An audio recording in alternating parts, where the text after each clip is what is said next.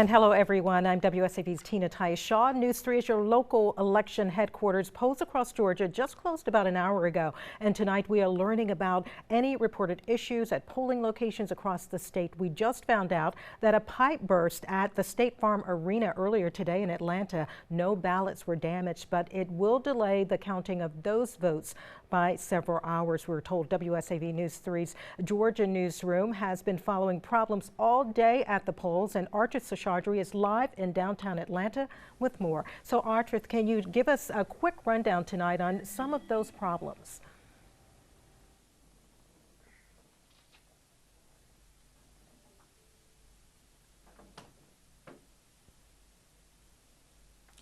Most polls have now closed in Georgia. There are some that are still open at this point. We know that Spalding County is open at least until 9 o'clock tonight.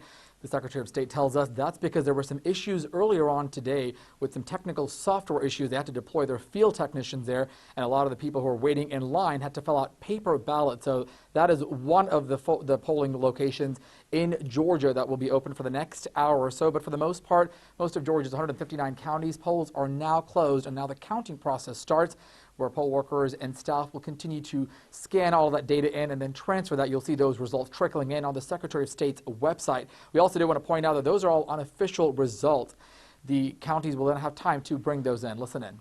There's a lot of people that left within the past hour and a half. So hopefully they come back and everybody gets their vote in. But right now, there was a lot of people who left within 30 minutes after they said the machines were down.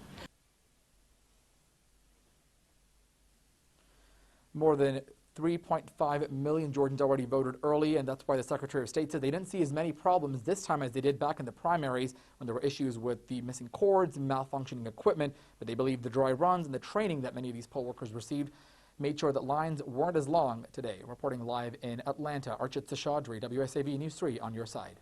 All right, Archith, thank you so much. We want to remind you, we haven't really seen many problems reported in our region. Right now, we want to take a quick look at some of the numbers that are beginning to trickle in. Georgia U.S. House District 1 race. There you see the incumbent Buddy Carter with a wide lead over his challenger Joyce Griggs. And let's move on now to the district attorney's race here in Chatham County. There you see the race, the incumbent Meg Heap and her challenger Shalina Cook-Jones. Right now, Jones is out front. For the very latest information on these races, you can continue to check in at WSAV.com, your local election HQ.